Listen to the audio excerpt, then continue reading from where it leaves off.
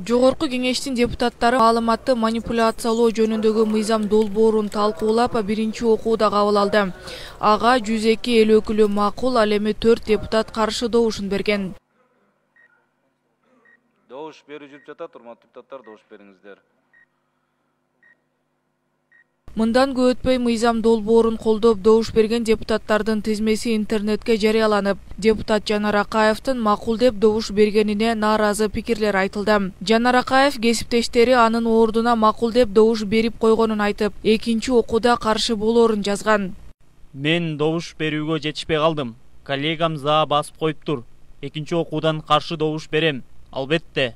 Парламентте аталган мыйзам долбоорун колдогон жана ага каршы болгон депутаттардын талкуусу кайым айтышуу менен коштолду. Каршы болгон эл өкүлдөрү интернетти көзөмөлдөө техникалык жактан мүмкүн эмес экенин айтып, мамлекеттик орган маалыматтын жалган же чын экенине аныктама бере албастыгын баса белгилешти.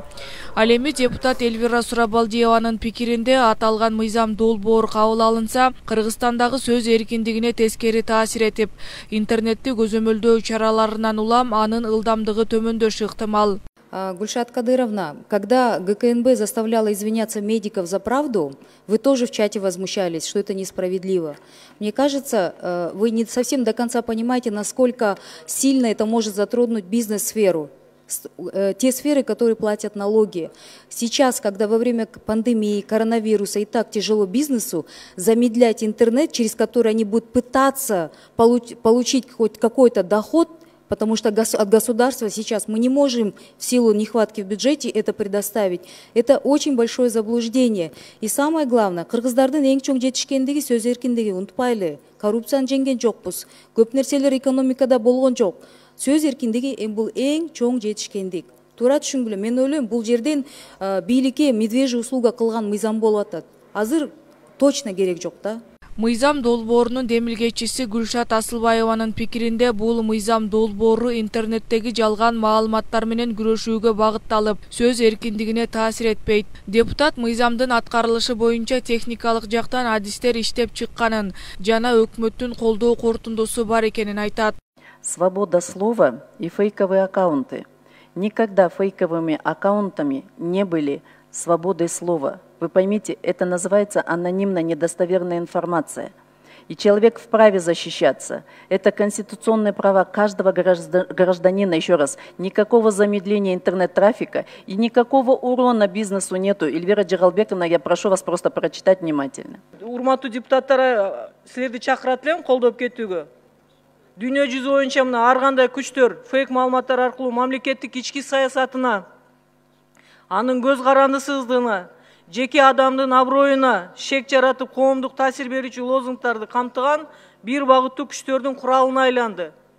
Отуруп алып, гүлдү тартып алып, же итти тартып алып, же бир машинаны тартып алып, эмне үчүн өзүнүн даныйын аныктап койбойт, идентификациялап алып туруп, айткан сөзүн айтсын, чындык болсо аны эч ким жоопкерчиликке тартпайт.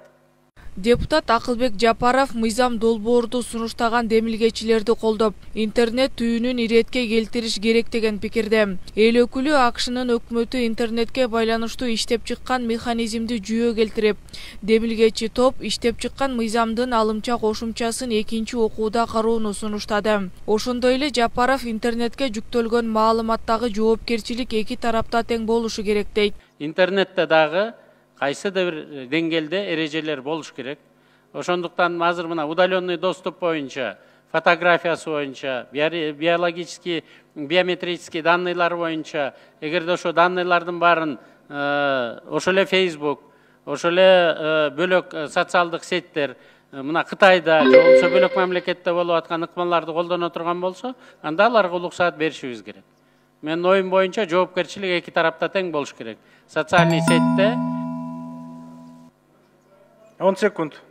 Социальный сеттин распространительдери дагы, ким чыгып атса ал дагы анонимный информациялар болбош керек.